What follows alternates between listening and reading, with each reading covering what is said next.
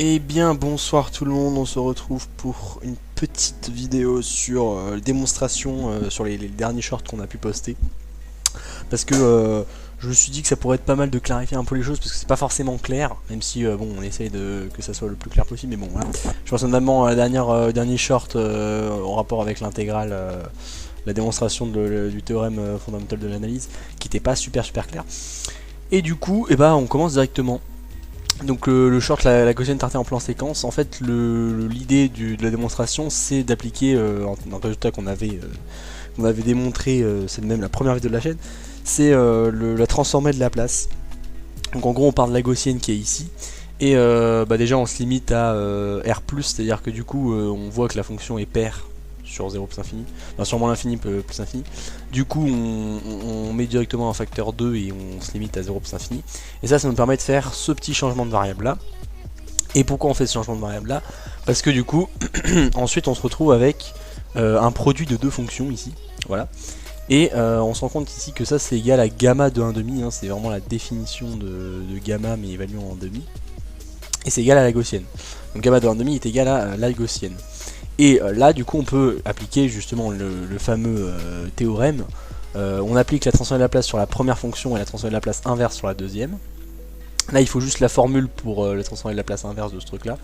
Et c'est donné par ça. Et du coup on retrouve bien gamma ici. Donc on remplace juste les valeurs hein, bêtement hein, comme un golemon. Et directement on trouve ce truc là. Et ensuite la transformée de Laplace d'exponentielle moins t, c'est facile. Et du coup bah là c'est parfait parce qu'on se retrouve avec gamma de 1,5 qui est égal à quelque chose fois quelque chose sur gamma de 1,5. Du coup on replace le gamma de 1,5 de l'autre côté. Et cette fonction, cette intégrale là, elle est très facile à calculer. Il suffit juste de refaire le même changement de variable que tout à l'heure, mais cette fois-ci dans le sens inverse. Et on trouve pi. Et du coup c'est génial parce que pi, et pi il suffit juste de prendre la racine du coup de ce truc là et on trouve racine de pi. Ça c'était pour le premier short. Le deuxième short c'était l'intégrale de Dirichlet.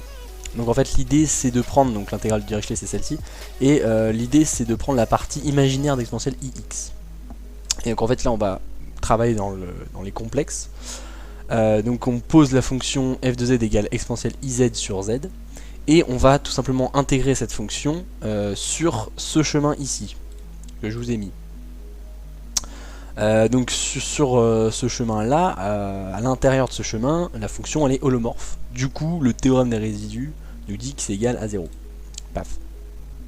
Et du coup ensuite on décompose cette fonction là sur gamma, l'intégrale sur gamma, on va la décomposer en une somme de gamma 1, puis gamma 2, puis gamma 3, puis gamma 4. Donc là j'ai mis les petites couleurs. Donc gamma 2 et gamma 4, et bah on se rend compte que c'est exactement l'intégrale qu'on va vouloir calculer, c'est celle-ci là, c'est cette intégrale ici là. Gamma 3 du coup on se rend compte que quand R tend vers plus l'infini, toute l'intégrale tend vers 0. Quand R et epsilon tendent vers respectivement plus l'infini et 0, et bah du coup comme je l'ai dit l'intégrale en rouge c'est précisément celle qu'on va vouloir calculer, c'est à dire qu'on va prendre de plus en plus de termes. Ici R va être de plus en plus grand, va aller de plus en plus loin, et du coup on va considérer de plus en plus de valeurs jusqu'à plus l'infini. Et epsilon c'est pareil, epsilon il va tendre de plus en plus vers 0, et du coup on va se rapprocher de plus en plus de 0 au fur et à mesure que epsilon diminue. On calcule, encore une fois c'est vraiment du calcul de bouffon, mais le petit gamma 1 là, et quand epsilon tend vers 0 ça tend vers moins i pi. Et ça c'est calculable, c'est assez facilement calculable. Du coup on reprend notre égalité ici. Le truc en bleu du coup ça tend vers 0 comme on l'a dit. Rouge c'est précisément l'intégrale qu'on veut calculer, et l'intégrale verte sur gamma 1 c'est moins i pi. Du coup on se retrouve avec ce truc, on isole de l'autre côté hein, et du coup sinus ix comme on l'a dit c'est la partie imaginaire de i pi, du coup c'est pi. Et enfin troisième vidéo c'est le théorème fondamental de l'analyse. Donc on part de, on va vouloir calculer cette intégrale là. Donc les sommes de Riemann, on peut prouver que une intégrale de f de x, moi c'est f', mais on s'en fout, c'est f, c'est en gros la limite de chaque petit rectangle. En fait ici du coup je vous ai mis le truc, f' de xk delta x, c'est tout simplement un rectangle. Et en fait ça correspond très intuitivement, hein, c'est vraiment le truc intuitif quand on fait une intégrale, c'est de sommer, de calculer l'aire sous la courbe. Et du coup ça correspond à sommer toutes les petites portions de rectangle. mais les portions de rectangle doivent être de plus en plus précises, donc on va faire tendre delta x vers 0. Voilà. Du coup, on se retrouve avec cette somme, et ensuite on utilise le fait que f' de x, bah on sait ce que c'est le taux d'accroissement, plus un petit taux de 1. Du coup, quand on multiplie par delta x de chaque côté, on multiplie par delta x, parce qu'à la fin on veut remplacer ce terme là par un autre truc, parce que ici là on sait pas trop ce qu'on peut en faire. Donc du coup on multiplie par delta x, et de l'autre côté on se retrouve avec ce truc. On remplace du coup bêtement dans la somme, hein. Et ici, bah, juste faut remarquer que xk plus delta x, en fait, si on se place à un certain delta, bon, si on se place à un certain xk, pardon, si on prend xk plus delta x, ça correspond à prendre le prochain xk. Et du coup, xk plus delta x, et bah, c'est égal à xk plus 1. Voilà. Ici, je vous ai mis les petites formules, hein, mais du coup, on peut retrouver ces résultats-là. Mais voilà, il n'y a même pas besoin de s'emmerder avec les formules, c'est juste intuitivement, en fait, on prend le prochain x, la prochaine valeur de x. Et du coup là ici on se retrouve avec un magnifique télescopage. Paf, il va rester que la dernière valeur moins la première valeur. Et le haut de delta x, on va le factoriser dans la somme.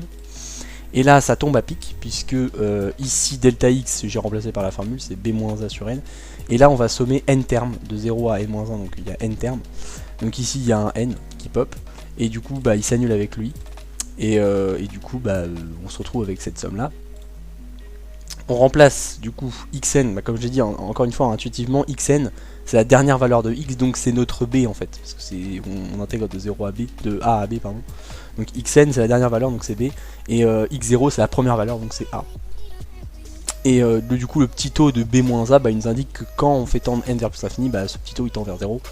Et au final du coup on se retrouve avec f de b moins f de a. Et donc bah, c'est magnifique parce que c'est exactement ce qu'on voulait montrer. Quand on intègre la fonction dérivée, et bah en fait ça correspond à prendre les bornes de la fonction de base. Voilà. Donc j'espère que vous aurez mieux compris les shorts qu'on a postés récemment. Parce que c'était super intéressant de faire ces petites vidéos sur Manim. Pour ceux qui veulent savoir, on fait ces vidéos sur Manim, sur le logiciel Manim. Mais du coup, voilà, comme j'ai dit, parfois ça va un peu vite, on n'a pas le temps d'expliquer. Donc bah du coup voilà.